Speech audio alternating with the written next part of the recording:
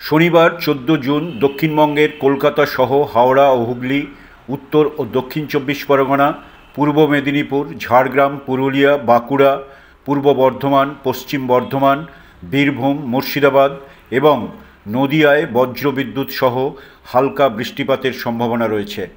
উত্তরবঙ্গের দার্জিলিং, কালিম্পং, জলপাইগুড়ি, আলিপুরদুয়ার এবং কোচবিহারের বেশিরভাগ জায়গায় বজ্রবিদ্যুৎ সহ হালকা থেকে মাঝারি বৃষ্টিপাতের সম্ভাবনা রয়েছে।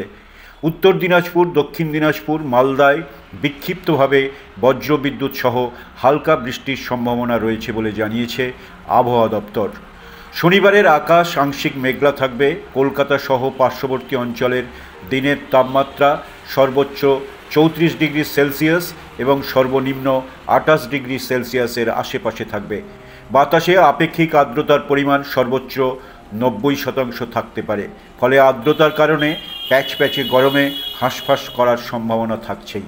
অন্যদিকে মৌসুমি বায়ু সক্রিয় হওয়ায় আলিপুর আবহাওয়া দপ্তর সূত্রে জানা গেছে, দক্ষিণবঙ্গে 16-17 জুন নাগাদ বর্ষা প্রবেশ করতে পারে।